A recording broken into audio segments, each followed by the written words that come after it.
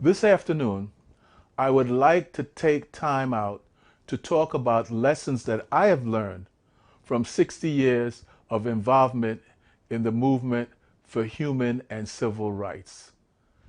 The struggle for human rights is multi-layered, and each generation may only have one or two layers of the problem that they are able to solve. And that, for a young person, that is really a very difficult lesson to learn. I started out in the civil rights movement when I was 19 years old, and I felt my time and my energy was sufficient to make the difference, all the difference in the world. But I soon learned that after 60 years, and some of the SNCC veterans have grandchildren that were the same age that I was at that time, that it is a long struggle. And even though you make good contributions, and we did, SNCC veterans did make contributions in the area of public accommodation, in the area of voting, in the area of education, and in many such areas, but that the struggle for human and civil rights is a long, long struggle, and that we need to come to grips with that so that we do not get frustrated. My first encounter with understanding how long the struggle was at the 1963 March on Washington. The Kennedy administration wanted John Lewis to change his speech. Jim Foreman, John Lewis, and I thought we were not going to change the speech because this was our speech. We were going to do that. We were not going to listen to the Kennedy administration. Bayard Rustin brought A. Philip Randolph to us to talk to us.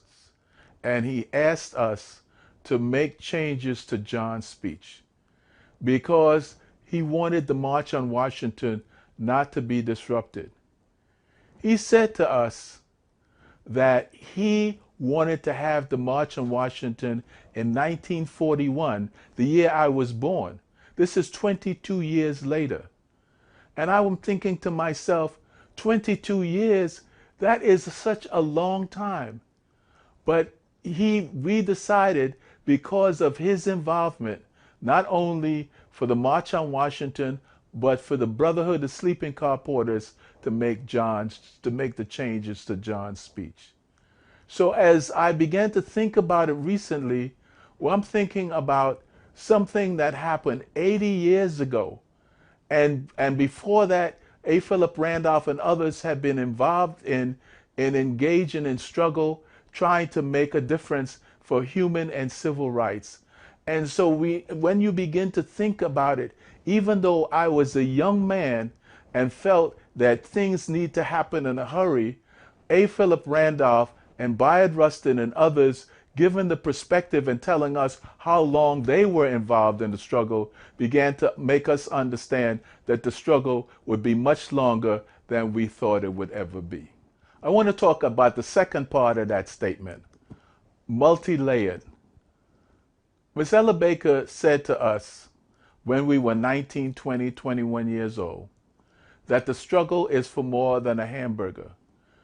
We were involved in the sit-ins. We were trying to make sure that public accommodations were available to everybody.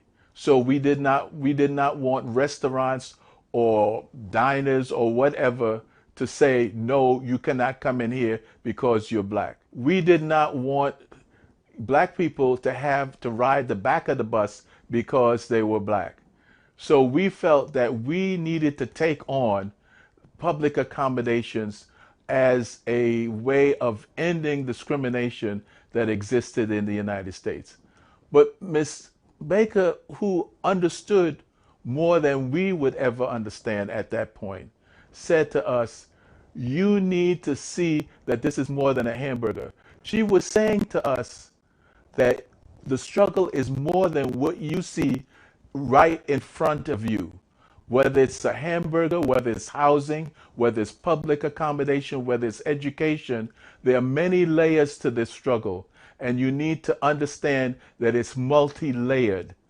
You need to understand that even if you achieve the things that you're trying to achieve, as we did with public accommodations, there's something behind that.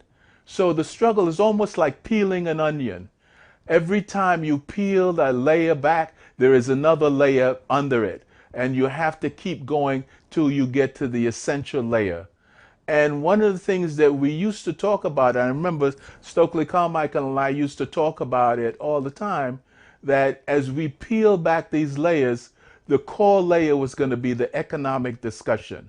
But that we did not understand all of it. We did not understand where we could go with this understanding, but we just had to continue generation after generation after generation trying to do the things that were necessary, even if they were not sufficient.